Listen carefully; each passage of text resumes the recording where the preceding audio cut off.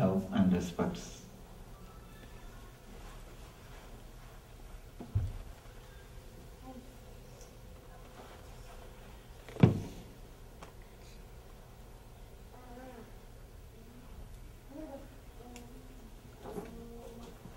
Today I'll try to present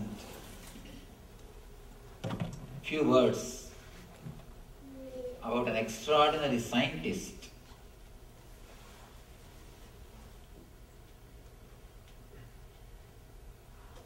He is a real scientist of the inner world. He is an extraordinary scientist of the inner world. Few words about his life and his message. His name is Patanjali, one of the great enlightened masters of India. Actually, these few talks are going to be a series of talks on him, on his message.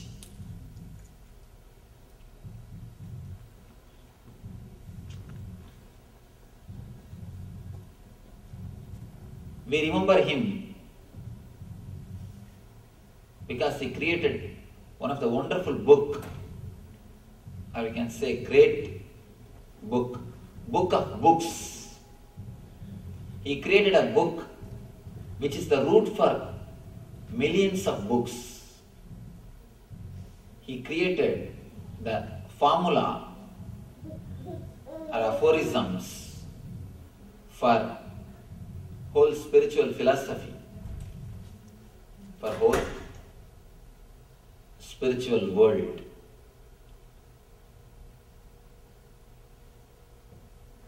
All spiritual literature can be classified into three categories. One is which expresses the goal, what you need to achieve. These books are called philosophy books, more intellectual, that will be explaining about what is truth, what is life, what happens after death. These subjects are discussed in that books, the philosophy books. We call in Sanskrit Shastra. The philosophy books speak about what happens after death, what is Atman.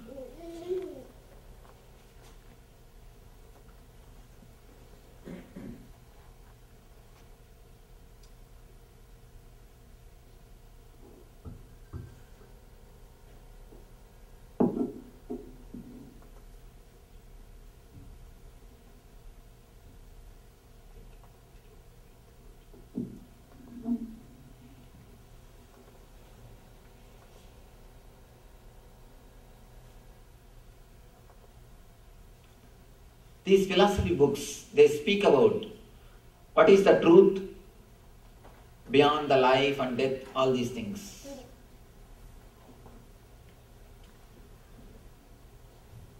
They are more intellectual stuff. The difficulty is the philosophy is not method or a technique to transform your life. It is just an experience of a philosopher or perception of a philosopher. You can't even say experience, perception of a philosopher. So it can vary from person to person. See, from person to person, the perception varies. This one question, what happens after death? You can say millions of people have answered this question. Still the question is virgin. Millions have answered this question. Still the question is virgin. Still we don't know the answer. Whomsoever tried to answer this question created one philosophy on the planet Earth. Whomsoever tried to answer this question, he created one philosophy on the planet Earth. one part of spiritual literature is philosophy, which speaks about what happens after death, what is life, what is the purpose of life, what is soul, all these things. What is sin, what is merit, all these things. There is a next kind, second level literature. Songs in praise of God. Literature which is praising the glory of God. The first level is for intellectual, second level is for emotional people. First level is for intellectual people. Second level is for emotional people. Just singing about the glory of the God, praising the glory of the God, and more or less fairy tales. First level, intellectual, is also not for a common man. Second level, emotional, that is also not for a practical man. Third kind of literatures, spiritual literatures, which is for man who is asking for solution, who wants solution. The man who is in being level, solid down to earth man, who is a seeker, who wants clear-cut experience of spirituality. The third level literatures are called sutras, means the aphorisms or techniques to reach that spiritual experience. First level is Shastra, means philosophy. Just an intellectual stuff. It will be very nice when you read, not for practicality. A beautiful story from Socrates' life. One youngster, goes to him and asks him, "Sir, what do you suggest? Should I marry?" Socrates had a very terrible wife. She used to beat him.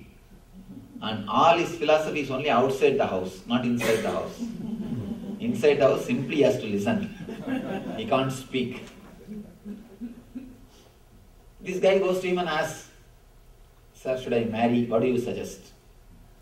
Socrates says, "You should marry."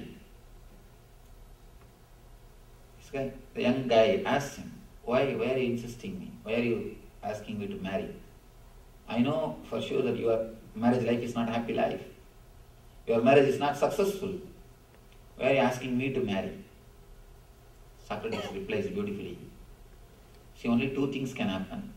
One, you may have a good wife, good life. That's nice, good for you. Or you may have like mine. Even if that happens, you will become a philosopher. Good for the country. So in both the way, it is going to be good. If it is good wife, it is good for you. If otherwise, it is good for others. So naturally, it is going to be good. Actually, this story is not only a joke, this has got some meaning in it. The people who are not happy in their life create philosophies. I tell you really, people who are not happy, down to earth, straight, practical, they create philosophies. Philosophy is nothing but complicating the simple truths. If you learn the knack or technique, how to complicate the simple truth, you can become a philosopher. The more the ability to complicate, the more your name and fame. People should feel they understood, but they should not understand. If they understand, your business is gone. It's almost like the psychiatric medicines. They will cure you, almost, but not fully. Philosophy is almost like that. The more you read, more it will only create questions. Philosophy can never give solutions. Philosophy is a beautiful way to postpone your questions. Not to get answers, just to postpone. Till you read another philosopher, you will think you got the answer. For example, you take this one question, what happens after death? Read one philosopher's answer. You will feel totally contented and you will experience as if you got the answer. Only till you touch another one philosopher's book. The moment you get another one philosopher's book and try to read his answer, all your answers will be shaken up. Everything is gone. Now you have to start from beginning. The more philosophy, more confusion. I've always seen people who somehow manage the technique of complicating simple things create philosophies. This is one kind of literature. The next again, almost fantasies. Oh God, you are beautiful, you are graceful, you are this, you are that. The morning discourse I was telling, it's very easy to love the world, but very difficult to love your neighbor or wife. Same way, it's very easy to love the God, because he's somewhere, no problem. But very difficult to love the person who is in front of you, the person who is with you.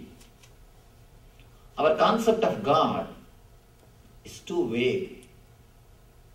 Too vague. It is not a straight reality which can enrich your life, which can transform your life.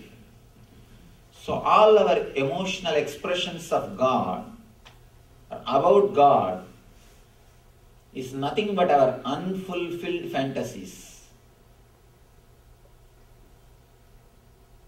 Of course, some of you may feel a little hurt. What is this? In the great poems of saints, is this an unfulfilled fantasy? We should understand,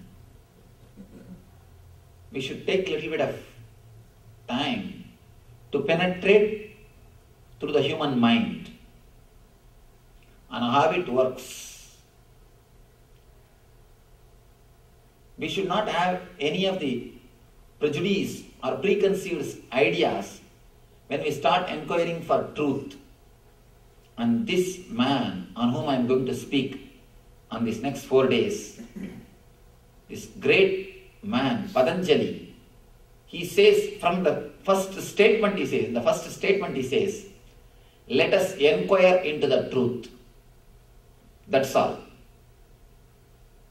Let us inquire into the truth. He starts with this word. So when we inquire into the truth, we should not have a prejudice. We should not have an idea. If somebody is considered as a saint by mass, we shouldn't simply say whatever they have done is right. Maybe right, but not enough.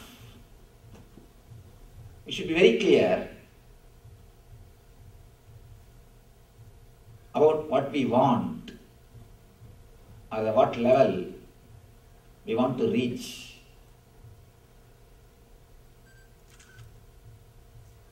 Just the praise or the stotras, stotra means just singing the God's name, is good time pass. But how much will it be practical?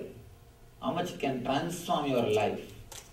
How much it is going to enrich your life? Is it going to make you as a new person? Is it going to solve all the problems of your life? Is it going to give you some life solutions? If you think in this way, honestly, if you start searching, naturally, it is not going to. If you have a little time, just you want to spend in a good way, entertaining yourself, then you can take up some songs. Sing the praise of God. Oh God, you are beautiful, you are great. There are so many songs in so many languages, in so many traditions. Hinduism is filled with stotras, means that praise of God. I don't think any other religion has produced so much of literature in praise of God. I can say at least some 10 million volumes. Please understand, when I say 10 million, I mean 10 million. At least 10 million volumes Hindus have produced in praise of God. Good time pass. In olden days, in India there was no TV or cinema. No other entertainment is possible. Good entertainment. But if you look a little deep, something more is necessary. Something more needs to be achieved. The philosophy and songs. Philosophy is food for your intellect, brain candy, that's all. And the songs in praise of God, again, is good, but not for the ultimate spiritual experience. They are just goody-goody. The goody-goody people are very nice, but not efficient. And it's good, but not going to lead to the ultimate experience. It is not going to be practical. It's not going to be reality.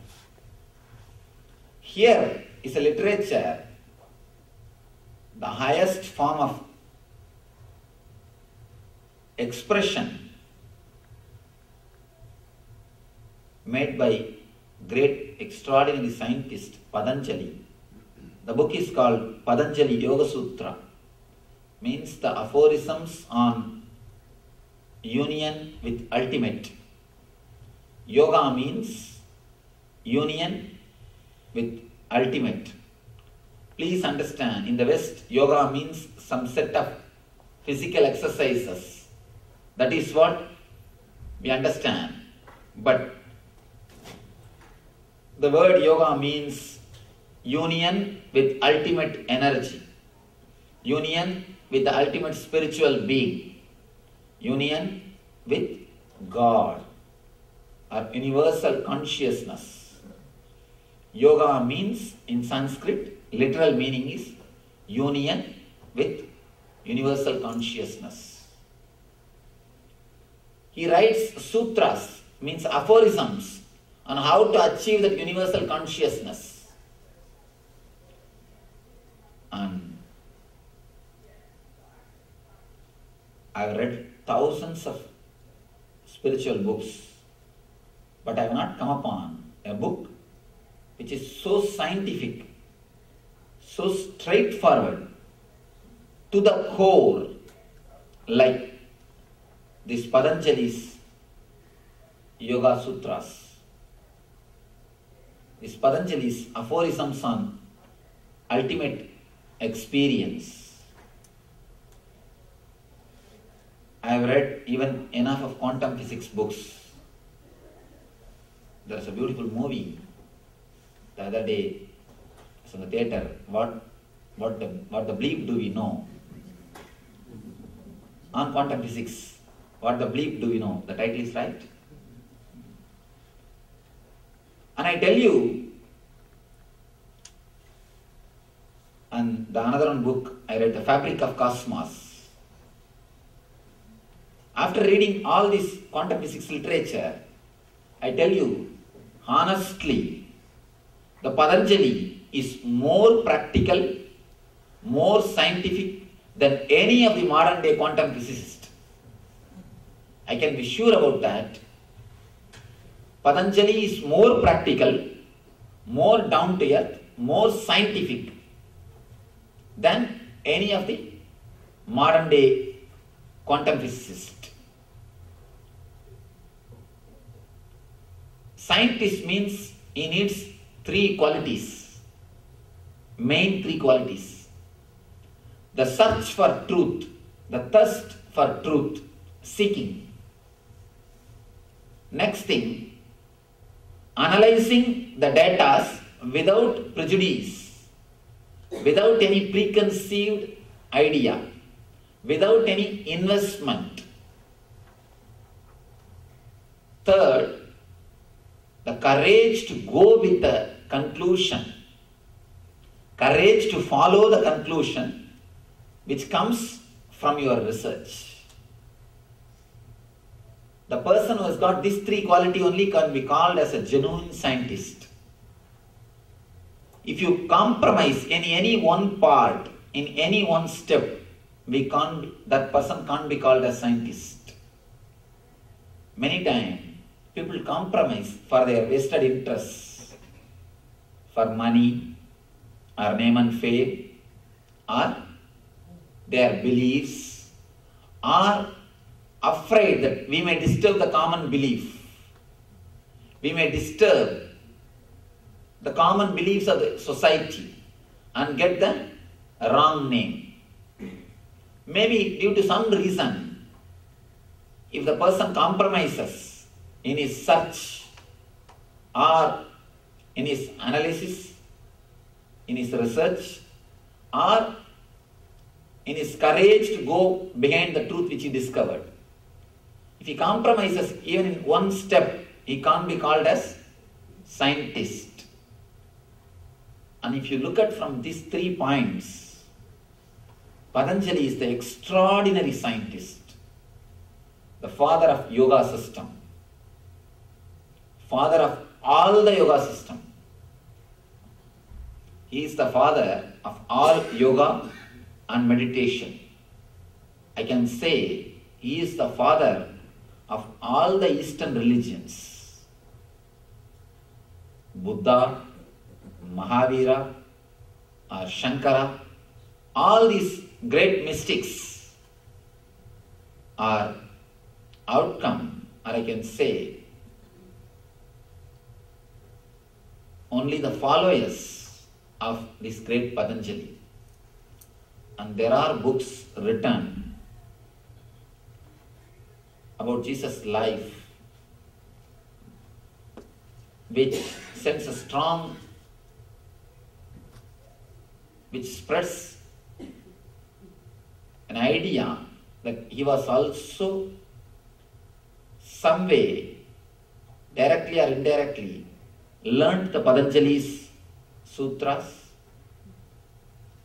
and many of his teachings directly relate with the Patanjali, with the Patanjali's yoga aphorisms, especially the books now coming up, that wonderful book, which very controversial book, but we can't deny this book. There are few things which can't be denied is said in that book about the life of Jesus. Any of you have read that book, which has become very popular in the recent days, which says that Jesus got married and he's got lineage and all those things.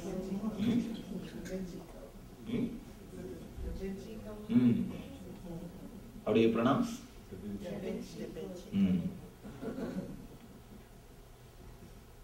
And there are some more books, the last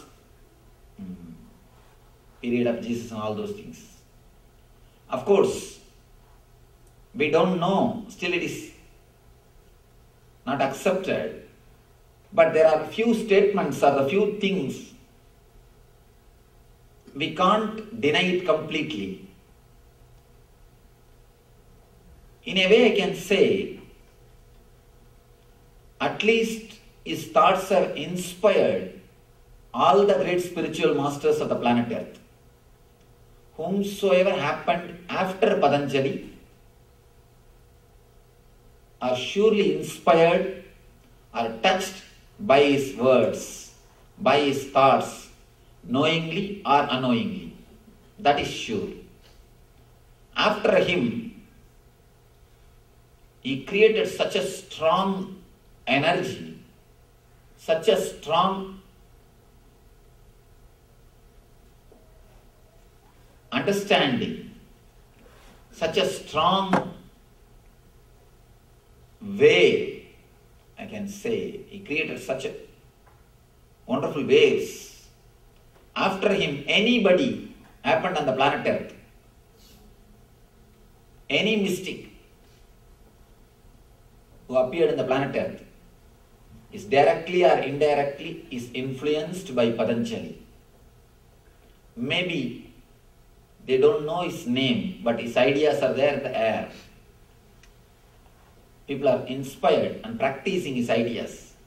His ideas have surely inspired and influenced all the mystics who happened on the planet Earth after Patanjali. Patanjali is such an extraordinary man. In his books, you can see all these three qualities. When I call him a scientist, I mean he radiates all these three qualities in the maximum, with the maximum purity. He radiates all these three qualities of openness and research, the search for truth, doing research with an open mind, and courage to go behind the conclusion, not bothering about the social belief or the traditional understanding. When Galileo declared the planet is not flat, there was so much of opposition from many corners, because some religions believed the planet Earth is flat. So people have started opposing, objecting. No, you can't say this round. You have to change. Otherwise, you will be killed. Then he made a change. And one more statement which people did not like is that some religions believe the sun goes round the planet Earth. And he discovered planet Earth only goes round the sun. So that idea also people did not like. People wanted him to change. Anyhow, in his book he changed that statement. And then below he writes a small footnote. I changed my statement because I belong to your religion. I belong to your faith. But sun or the planet Earth, they are not going to change. They are going to go only as they are moving, because they don't belong to our religion. Sometimes the common interest or the mass, the faith of the mass, also interferes in the scientific research. Here is a great scientist who has done so much of research in the inner world. He starts with a deep quest for truth and does his research with an open mind, without any prejudice, and has got courage to express the truth which he discovered. He is not ready to bend any of his thing for the sake of somebody's understanding. In those days, the kings used to support the spiritual scientists. If the research, the conclusion of the research, if it is not helping the king, if it goes against the vested interests of the king, neither the research can be published, nor the scientist will be allowed. In the modern day again, in many fields, people who do research, they have to come upon to a conclusion which funders want. The people who fund, they play a major role, or they play an important place in the conclusions. you can't publish, you can't come upon with any conclusion which disturbs the vested interests of the people who fund your research. Here is a scientist who is totally courageous, who is revolutionary, a real revolutionary, who has brought the truth straight away to the planet Earth without any dilution. Scientist is a person who creates formula to reproduce something in the outer world. Anything happens in the outer world, they do research, they try to analyze, they try to contemplate, they create a formula to reproduce the same product or the same thing in the outer world. Mystic is a person who creates a formula to reproduce the same experience which happens in the inner world.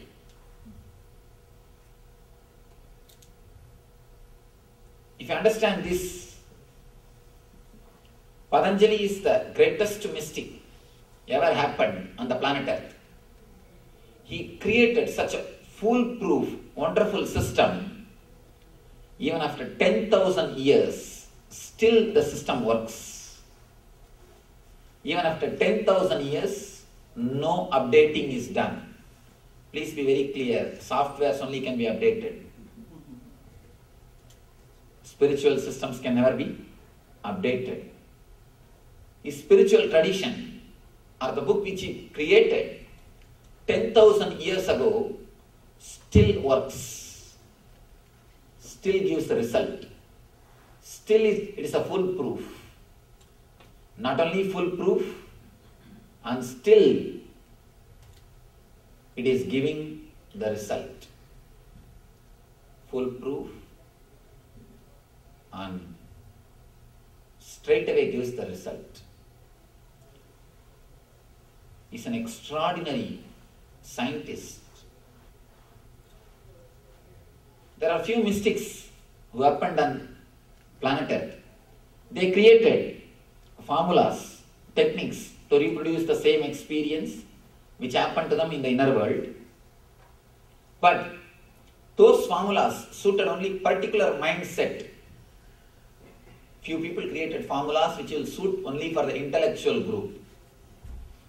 Few people created formula which will suit only for emotional people. Few people created a formula which will suit only for men. Few masters created formula which will suit only for women. That's a beautiful book. Men are from Mars and women are from Venus. I was telling about this in a discourse. One person stood up and commented, I disagree with this, Swamiji. I said, why? They can't be from such a close planets. They can't be from such close planets. Maybe the Mars of this universe and the Venus of other universe. Or the Venus of other universe or Mars of this universe. It cannot be from same universe. The distance is so much, it cannot be from same universe. Anyhow, people created formulas, aphorisms to reproduce the spiritual experience only on particular mind setups, on particular people, maybe intellectual or emotional. There are few masters who created techniques to reproduce the experience on the being level people. But here is a person, great enlightened master, mystic, who created techniques to reproduce that spiritual experience in every being. He has created keys to unlock all possible doors. Doors which existed, which is existing, which is going to exist. Minds, which existed, which is existing, which is expected, are yet to exist. He created a master keys. In his sutra he says, Sarvabhaumya Brataha. The Sanskrit word means these vows or these promises are for the whole world. He gives few promises, few oaths for the whole world. I tell you, it's not only working in one country. Today, in the modern day, all over the world, science is practiced. When I was traveling with one professor, a professor who is doing research on this interreligious study, comparative religions. I was asking about the percentage of population, which religion has got what percentage on the planet Earth. He says, Swamiji, do you want the official percentage or practical percentage? I asked him, what do you mean by that? Official percentage or practical percentage? Swamiji, we have two things in our country. Official religion, practicing religion. If you want official, the statistics is different. If you want practical, the statistics is different. If you see in this way, I think Patanjali is the person who has created a religion which is practiced by more number of people on the planet Earth. I can be sure of that. He is the person who created a religion which is practiced by more number of people on the planet Earth. Maybe officially less, because he never created an official institution. He has not created any organization. He has not organized. But in practical sense, if you see, almost all the mystics are influenced directly or indirectly by him. And I read the statistics. At least 25% of Americans have practiced at one form or other yoga and meditation. They say 25%. I was shocked. 25% looks too much. But they say 25% have practiced one form or other yoga or meditation. And one more shocking, but good information, good thing, good news. At least 10% of American population regularly practice some form of yoga or meditation. 10% again. 1 in 10 is practices some form of yoga or meditation. Means more than 25% are practically Patanjaliites. Of course, he never created a religion. He says beautifully, the truth belongs to the universe. Truth belongs to everybody. Sarva Bhaumya Brataha. These truths belong to the whole world. For example, Thomas Alva Edison discovered the light. Just because he discovered, it doesn't mean it belongs to his religion or his community. The moment it is discovered, it belongs to the whole world. The truth belongs to whole world. God saved. In his time there was no copyright, no trademark. Same way, Patanjali says, he discovered the truths of inner world. Just like Edison discovered the truth of the outer world, light, this light. He discovered the truths about the inner light, enlightenment.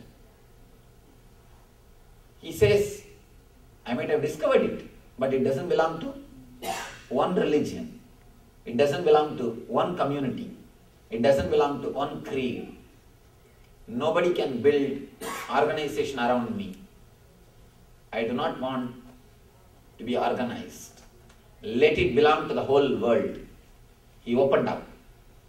And he might have discovered, but the truth belongs to the whole world. It doesn't belong to any particular religion, any particular sect, any particular cult, or any particular group. It belongs to the whole world. And he is so great because he has not created an organization. The moment you create the organization, truth is corrupted. The moment you organize the truth, it loses its beauty. I tell you one important thing. The rose, when it is a flower, it really looks beautiful. If you try to make a plastic rose, just for the sake of long life, it may look like a rose, but it is not rose. The difference between rose and the plastic rose is the same between the truth and organized religion. Patanjali is so great, he just expressed the truth, never created any philosophy or organization around his truth. That is the reason, even after 10,000 years, these aphorisms, these formulas are giving the result. Because the moment you allow an organized religion, it will get diluted. It will get diluted. There was a great master in India. His name is J. Krishnamurti. Some of you might have heard about his name. Great master. He writes, after creating his organization, he writes a rule. This organization has got only one right. It can preserve my books and publish. It has no right to send any preacher or commentator to speak on my books or message. He says the person who comments creates chaos. The person who expresses without experience creates chaos. And that is true. That is true. If Krishna and Christ, if both of them meet, they will hug each other. They will share their love. But the Krishna's cows and Christ's goats will always fight. If they meet each other, they will only fight. If Krishna and Christ, if they both meet each other, they will hug each other. They will share their love. But this Krishna's cows and Christ's goats, they will only fight. Because they are not experienced. Krishnamurti says beautifully, nobody has got the right to comment on my words, to create a church around me, to create an organization around my teachings. They are enough unto itself. I do not want the truth to be diluted. And Patanjali is one of the extraordinary scientists. He says, I do not want the truth to be diluted. I do not want any organization around my words. The moment you allow the organization to be created, there will be more philosophers and theology people to complicate the philosophy. Because unless you complicate, you can't exploit the people. Unless we complicate, we can't exploit the people. If everybody understands the truth, then what is the use of an organization? So any organization needs to complicate the truth, to copyright, to create trademark, to create service mark. I say about any organization. Somebody asked me the other day, Swamiji, what is the difference between Shankara's teaching and Buddha's teaching? Shankara says Atman is everything, self is everything. Buddha says there is no self, anatta. What is the difference between Shankara's idea of Purna and Buddha's idea of Shunya? Shankara says everything, Buddha says nothing. What is the difference between these two? I told them only one thing. Just it is a simple problem of copyright. What Buddha says and what Shankara says is one and the same. In experience wise, the Buddha's experience and Shankara's experience is one and the same. Why two different names? Copyright problem, that's all. When Buddha said nothing, Shankara should not repeat the same word because he needs something special. At least Shankara's disciples need something to create an organization. So they create a new word and have copyright. The other day I was reading in yoga journal, Super Deluxe Kundalini Yoga. Super Deluxe Yoga. I was just shocked. How could this title come? I am not able to find any corresponding word for that Super Deluxe in Sanskrit. How could this person created this title? How he created the title Super Deluxe Yoga? I told one of our people to ring up and ask. And he says the word is copyright. See, the same stuff, but you need to have your copyright. So just like that, each one has created their own words, more and more complications. Here is this great scientist, Patanjali, leaves his message or his discovery. It is not even his message, his discovery. And he says very clearly, let there be no organization. Let this truth spread by itself. Somebody asked me a question, Swamiji, but without organization, how to preserve it, Swamiji? Even to preserve this great truth, we need organization. Patanjali says beautifully, if it is truth, it will find its own way to survive. It will survive. If it dies, be very clear, it is not truth. Someday, there may be need for this book to die. Means some more clarity has descended on the humanity. Some higher researches is done. Some better way, much better way, the truth is expressed. Maybe at that time, this book has to die. At that moment, better let this book die. It's okay. As long as this is the book of ultimate truth, let it be alive. When something else comes up, updated version, or some updated version of consciousness, if some more updated versions appear, if somebody else who can develop on it, if he brings out something, then let this book die, no problem. I want truth to survive.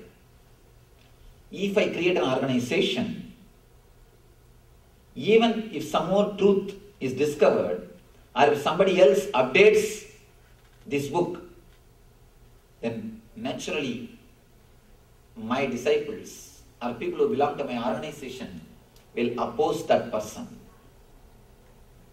If Krishna comes down, again, he will not be allowed in the Krishna temples. Please be very clear. If Buddha comes down, no Buddhist monastery will entertain him. It's true. They will tell, we are doing without you, please be in your place. They can't, because their vested interest will be shaken. Their vested interest will be shaken. You can do your business as long as the truth is not revealed. He says beautifully, I am not creating any organization so that this book can die when time comes. If it is necessary, if some more updated researches are done, if an updated version appears, if somebody expresses in much better way, let this book die, let that truth prevail. He is not only creating the ultimate technique, and he is leaving the whole thing open so that the next generation can develop upon it. This openness is what makes me call him as a scientist. I can say he is a saintist, saint and scientist. He is both mystic and a scientist together. He is an extraordinary scientist who created wonderful techniques or created a new path to experience the inner world or the ultimate divine spiritual being. And apart from doing a great work, he is so open. He is ready to allow anybody to update him. He is ready to allow anybody else to question him, criticize him, or do anything on his book. But the beauty is, still, we are not able to add even a single word to his teachings, to his techniques. Not even a single word could be added, because it is so perfect. Still we are not able to update. Still we are not able to develop. I think he knows it. That is the reason he kept the whole thing open. He is so confident about the stuff which he is delivering. The person is really confident about the stuff which he is delivering only can be so open. Here in this country I saw few advertisements, beautiful advertisements, money back guarantee. And guarantee, we beat the best deals. If you get this product lower than this price, come back, we will give you the same deal. You can say all these words only when you are confident about the product which you are selling. Same way, here is a person so confident about the truth which he is speaking. He is keeping all the doors open. He is inviting, welcoming everybody. They can come and experiment with him, update him, question him, or do research on his work. That is what makes me call him Patanjali, the extraordinary scientist. In these next 4 days, every day I will be speaking on his book, the great book, Patanjali Yoga Sutras. Today, I'll start the initial introduction. In his book is almost a spiritual navigator. You know what navigator means? It shows the way. You just type the address and it clearly guides you. And you can ask nearest pizza corner, or nearest lodge, nearest restaurant, nearest hotel, it will take you. Nearest motel, anywhere, it will just take you. Same way, he has created a navigator which will guide you in the spiritual world. Any problem, he has got solution.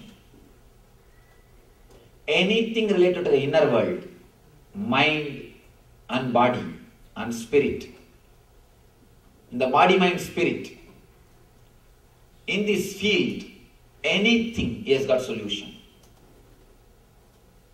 And sometimes you will be shocked. How could he give solutions for modern day problems? In modern day we face a lot of problems. Many type of perversions, fantasies. Even for these problems, he gives a clear-cut solution, which is down to earth and practical. And one more thing, the greatest of Patanjali is totally down to earth and practical. He is neither intellectual philosopher nor an emotional singer. He neither creates a philosophy about the goals and the other world, what happens after death, this, that. You can't find a single philosophy line or a line based on which you can create a philosophy in his book. Not even a single impractical theories. Not even a single line which can't be proved. Everything is straight truth. He is not intellectual philosopher. And same way, he is not just an emotional singer. No praise of any god. And I think he is the first atheist. He is the first atheist. Pure atheist. Not fanatic atheist. Please be very clear. We always have a wrong idea. Only for theism, we think only theists are fanatics. Or believers are fanatics. It is wrong. To be an atheist, you need to be more fanatic. To be an atheist, you need to be more fanatic. Because to be a believer, you don't need much. See, to be a believer is very easy. And not only that, it is logically you can see. When you see this world, naturally you have to analyze there is somebody who created. The very existence of the world is a proof for the creator. Unless there is a creator, there cannot be something called created. So this is enough proof for God or the divine. So naturally, for theism, you don't need to be fanatic. If you just logically analyze, you will be a theist, that's all. You will be a believer, that's all. But to be an atheist, you need strong fanatic attitude. No, even if that is the case, I am not going to believe. You need strong fanatic attitude to be an atheist. To be an atheist, you need a lot of fanaticism. Here is a person who is neither intellectual philosopher nor an emotional singer. He has nothing to do with. He never even opens the topic or subject of belief or faith or whether God exists or not and all these things. All he does is just he gives you a simple techniques to realize the ultimate divine experience, that's all. So that we don't have to waste our time in arguing whether God exists or not. Straight away he gives a technique and says experience. In his language, if you have to tell, he says, to know apple is tasty, you neither have to believe or disbelieve. You don't have to argue. Just have a bite. Over. You know it. Same way, you don't have to argue. You don't have to believe it or disbelieve it. Just have a bite. That's enough. What is truth? You will know. He starts with a beautiful word. The first aphorism, the first word is yogaha Chitta Vritti Nirodha means yoga is cessation of mind. Yoga is the cessation of mind, where your mind just drops. That space is called yoga. You achieve the ultimate experience when mind ceases to exist, where just mind drops, dissolves into the existence.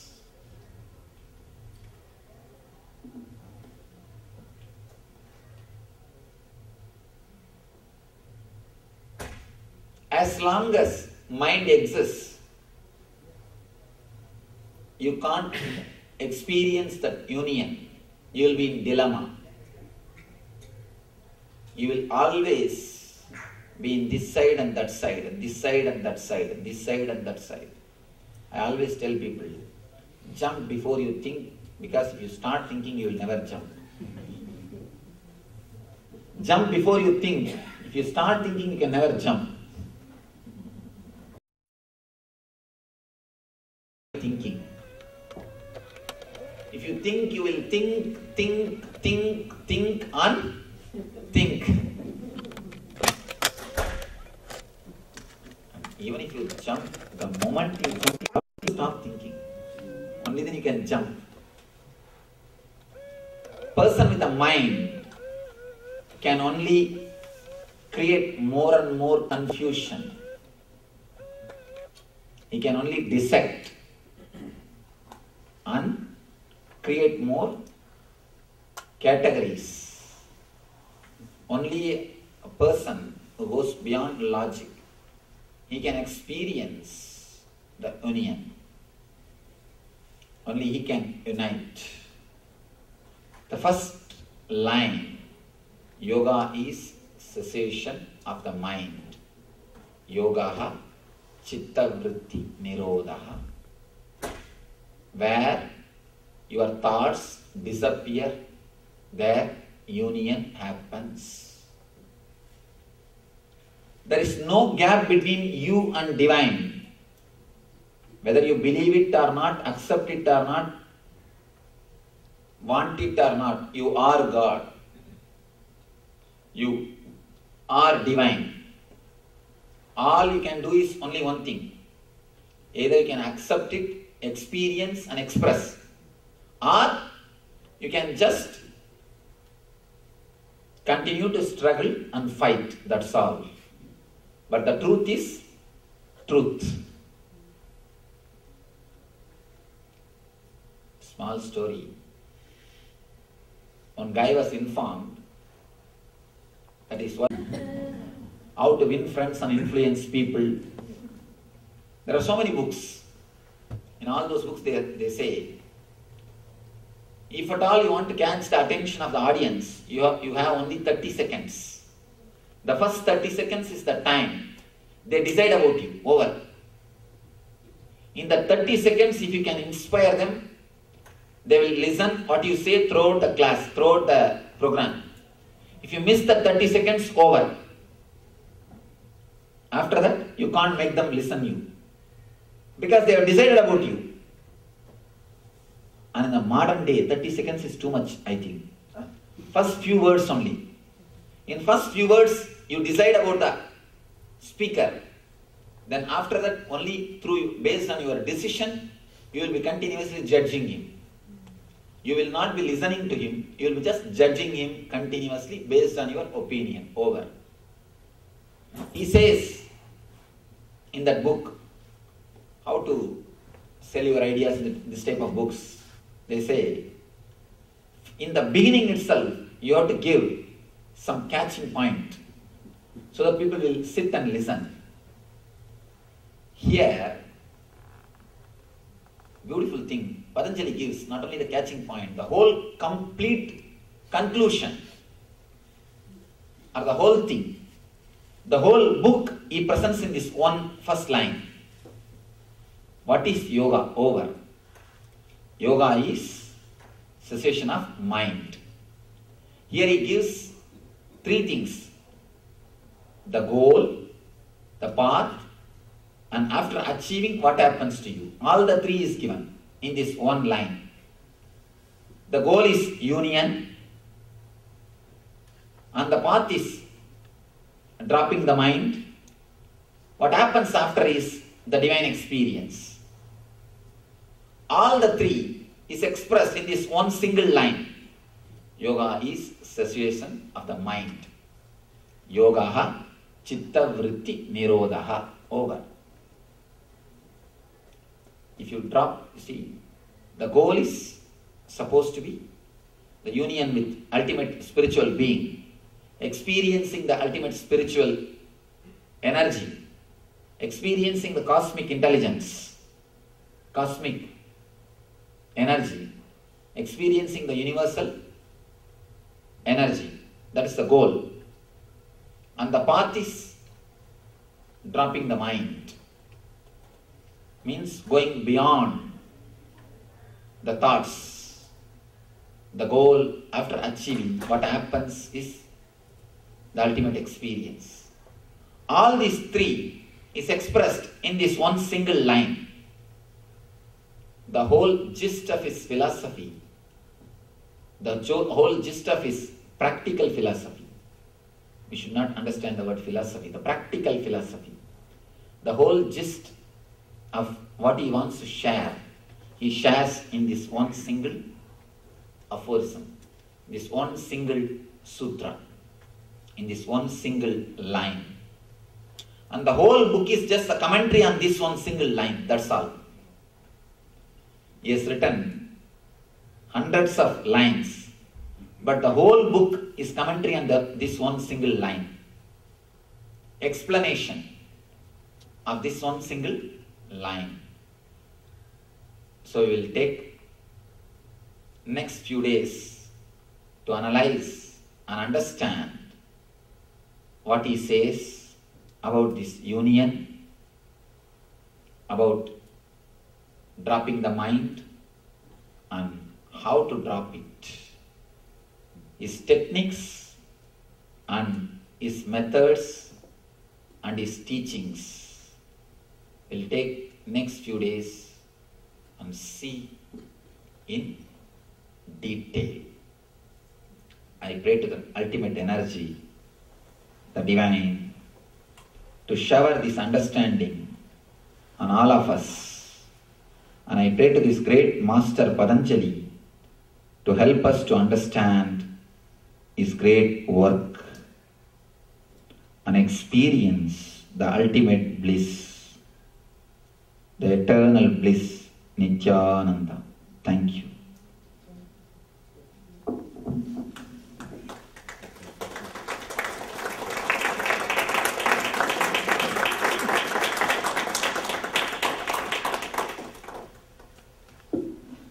I'll spend a few minutes answering your questions. Tomorrow onwards we will have meditation every day after the discourse. He has spoken on he has written 4 chapters. Every day we will see one chapter and one meditation from that chapter. We will practice. Now if you want, you can ask any questions, anything related to spirituality or life solutions, you are welcome. We'll try to analyze. I'll try to answer. Respond to your questions. Anyone? Please ask anything you like. You'll be done enlightened, I'm sure. Yes. I have just one question. Yes. There's no need for What you said about the room Patanjali. is small. Yes.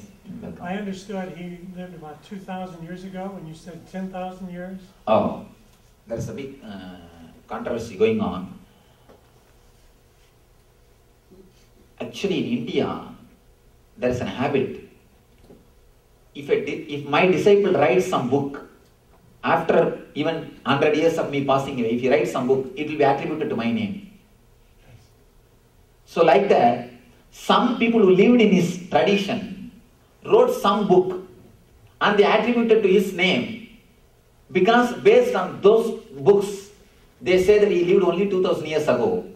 But if you see the language of this, the Sanskrit language which is used in this book, this minimum 10,000 years old.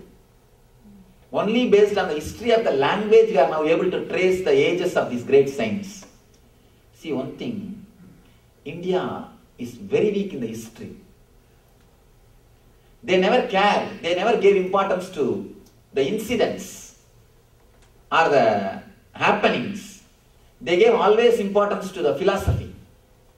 They gave importance to knowledge. They never gave importance to the day-to-day incidents. So no incident is clearly recorded.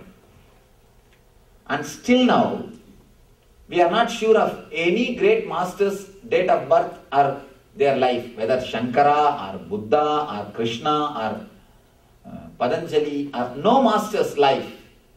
Because the problem is, that's why in India the history is called as Purana. Purana means it is not facts, it is truths. There's a big difference between fact and truth. Fact means what happened, the facts. This is the date, this is a day, this is a time, this incident happened in the material world, over. Truth means the impact of that incident on the human life. They gave more importance to the impact than the incident. So, if somebody happens on the planet Earth and he creates a big impact, then the impact is recorded. Then that thing is recorded. But not the date, time and the facts. They are not given much importance to the fact. That is the reason all this confusion.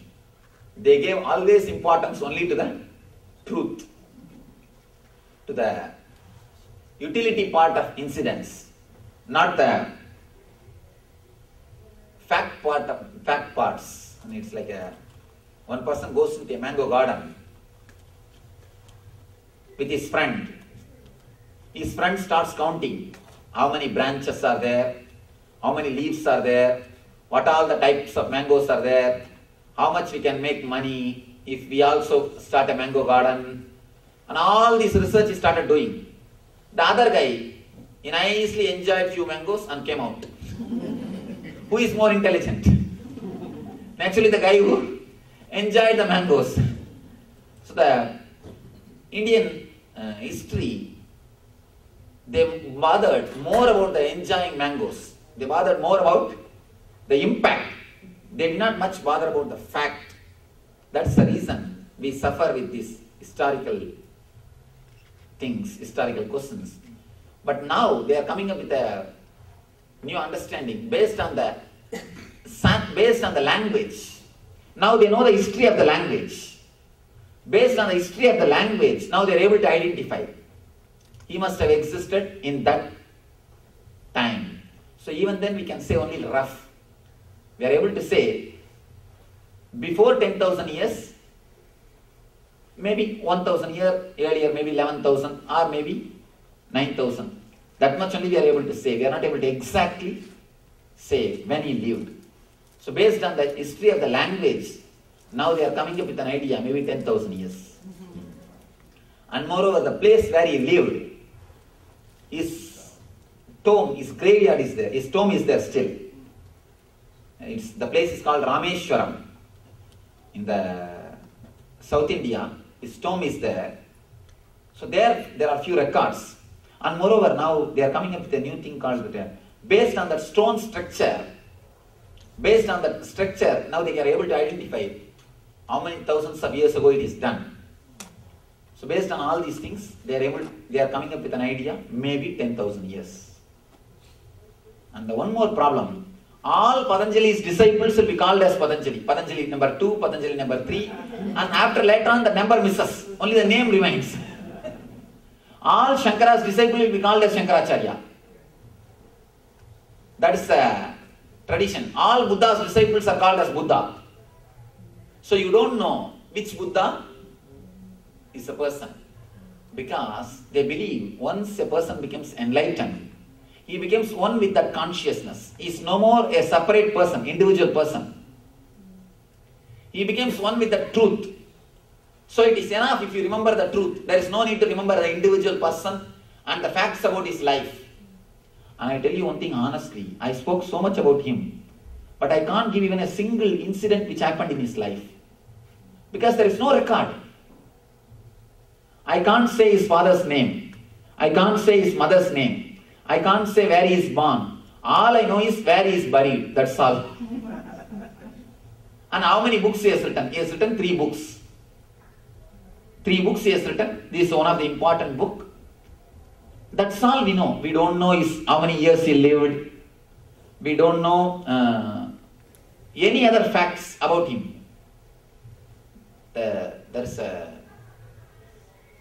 belief the great truths should be kept away from the personality. The rishis, they believe it should be kept away from the personality. Apaurushya, in Sanskrit they call it.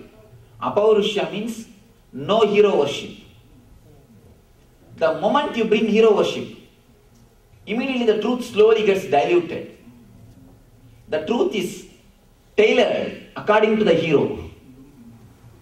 So, in his case, he doesn't want truth to be tailored in course of time just to express his life. That is the reason. No fact about his life is recorded. He has hid himself so nicely. He is just forgotten except his name. Nothing about him is known. All we know is his discovery. That's all. And it's a pure attitude of a scientist. You see, you don't even have to know the name of Edison to use the light. All you need to know is how to switch it on and off. That's all. You don't need to know Edison's name or the later on how many thousands of people have sacrificed to develop this. You don't need to know any of their names. All you need to know is how to switch it on or off. That's all. The same way, these people also wanted to keep themselves away from the philosophy, away from the truth, away from their discoveries. So they just totally moved themselves away, covered themselves, and presented only the great truths. That's the reason we are not able to get the details of his birth or who is his master, how he could manage. And if you read his book, you will be shocked. You will be literally shaken. The way in which he analyzes, or way in which he expresses the truths about the mind, it is just unimaginable. The modern day psychologists, Sigmund Freud or Jung or this Adler, all these people look too small. I tell you honestly, not because I belong to his tradition or anything. I tell you honestly, I went through all these things. They look too small in front of him. Of course, it is not even the mistake of Sigmund Freud. Freud got only the patients as a specimen. He never got a single enlightened person to do research. All he got is only patients. So from patients, what data you can collect? Only based on those data, he could come to his conclusions. So it's not even his mistake. He did not get a single enlightened master. He did not have a chance. He didn't have.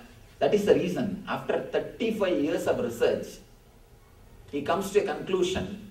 Man as such can't be healed. He says suffering is inevitable. Man as such cannot be in peace. He comes to a conclusion and he writes very clearly. If you read the books written by him in the last part of his life, he is very clear. Man as such cannot be healed. Man as such cannot be cured. And he says we can only analyze. If the guy gets bored and tired and gets frightened, he may say that I have become alright enough, stop.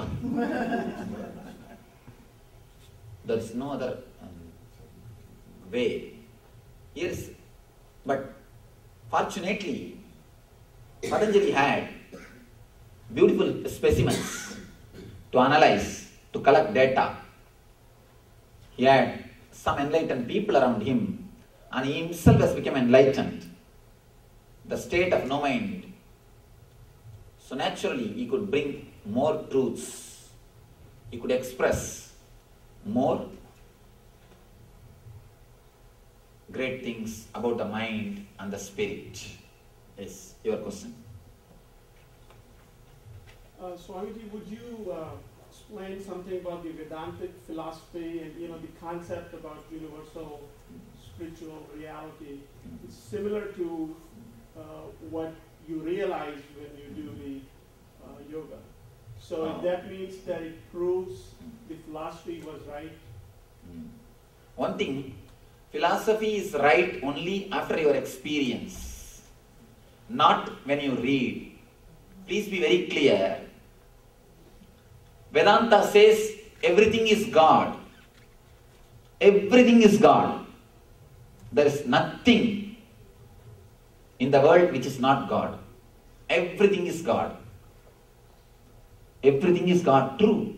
But we can't go and stand in the middle of the road. You can't say car is also God and driver is also God. How can he destroy me? How can he disturb me? Everything is God only when you realize it. Only after your realization. Not before.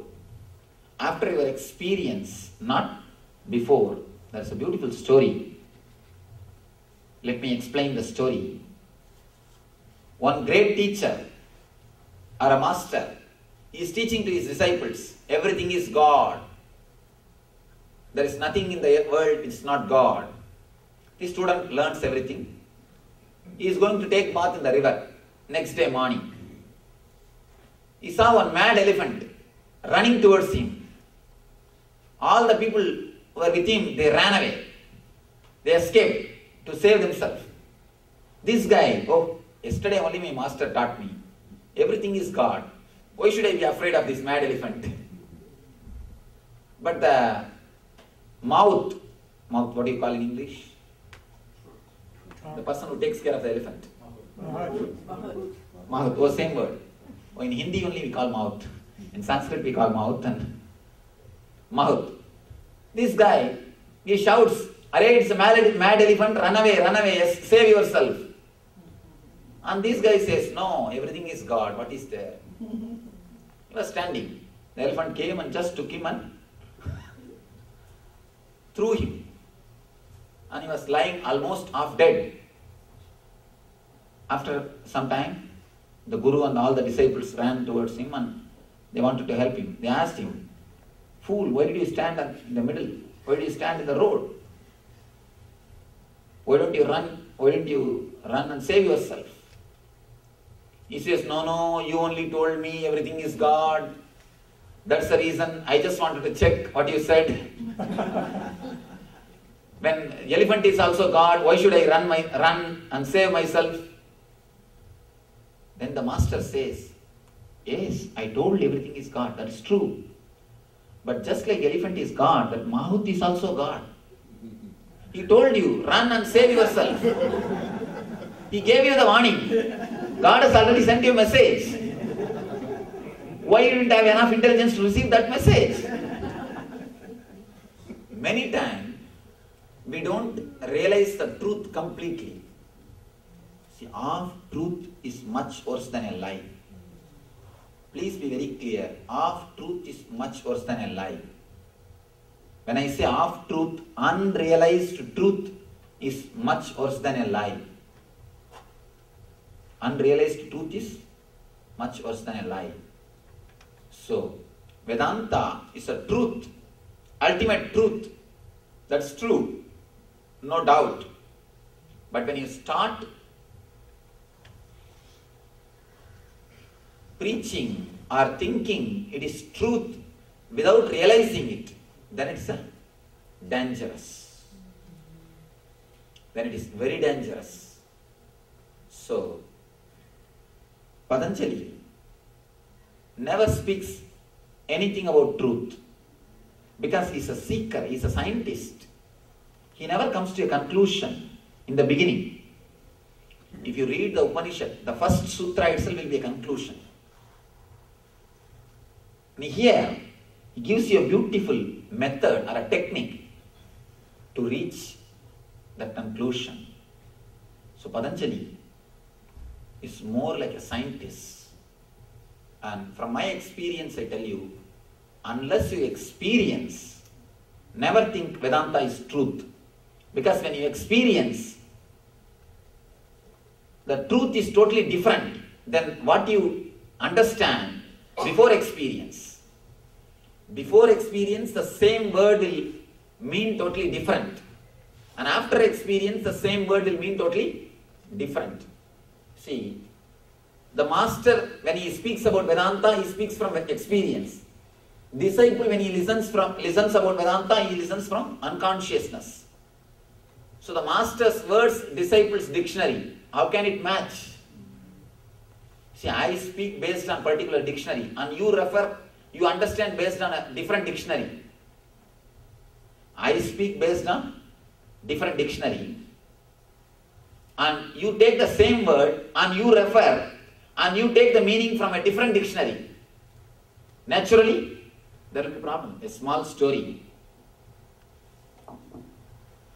One lady, middle-aged lady, she was trying to wear a new fur coat and see how it looks on her in front of a mirror.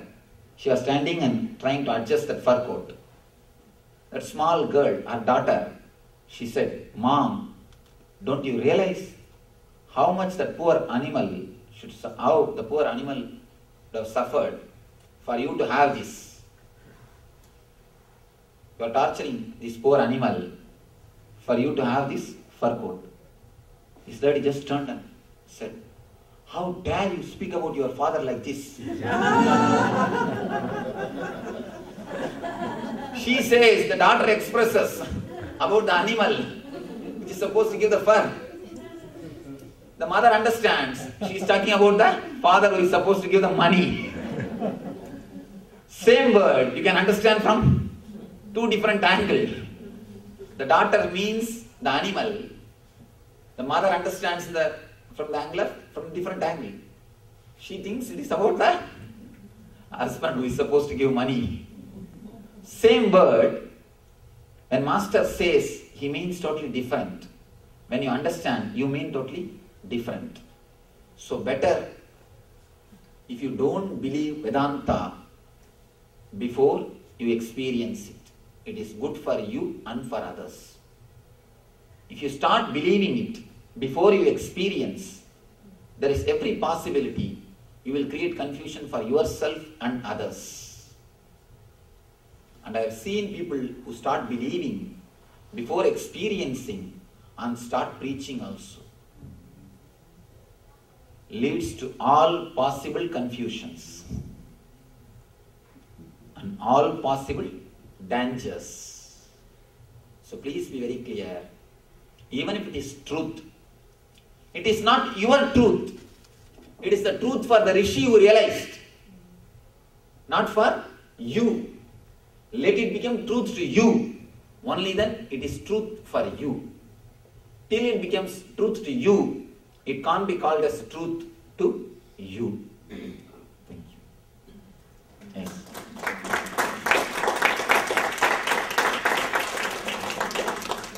All right, few minutes. This is the last question. We'll finish. We have only 5 more minutes. As you were explaining the first half for us, yoga is union where there is no mind. Can there be an organized method to transcend the mind? Because the mind itself is divisive. This is a wonderful question. Yes, this is a wonderful question. He says, can there be an organized method to reach the mind and to reach the mindless state? Because mind, how can mind itself go beyond the mind? And Patanjali himself answers. Now I will give you the gist of the answer. Tomorrow I will give the technique for this very specific question. See, It's like he gives a technique to evaporate the water. You see, as long as it's a water, as long as it's in the room temperature, you can never think the water can become steam. But once you put the fire, once you start heating, suddenly you see at one point it's a vapor, it's a steam. It can't be called anymore as a water. Same way, he infuses different kind of energies into your mind, into your being. Automatically the mind evaporates. The mind evaporates. And one more important thing you should understand, you need to understand, as long as you are moving, your being is called as mind. The moment movement stops, the same being only becomes Atman, becomes divine. It's like as long as you are moving, you are in the chanchala, means the movement. You can be called as a mind. The moment stops, the same thing will become divine. See, understand this one example. It's like a rope. The rope is there. It looks like a rope, usually, and it can bind you. If you just burn that rope, it will exactly look like a rope after being burnt also, but it can't be used to bind you. Same way, the mind which is moving can bind you. If it stops moving, it may look like a mind, it cannot bind you. It can't be called as mind. It can't be called as mind.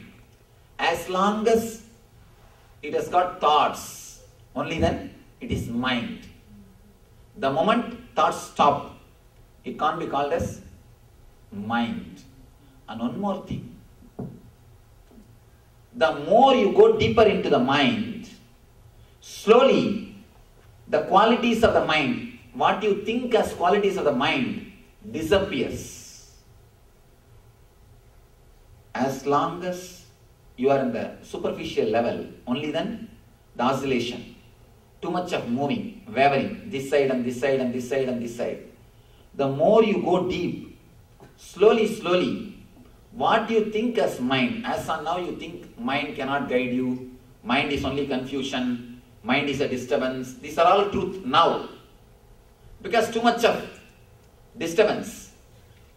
Slowly when you settle down, the same mind will become guide. The same mind will become teacher. The same mind will lead you to no mind state. The same mind will lead you to no mind state. As on now, mind only moves you away from the enlightenment.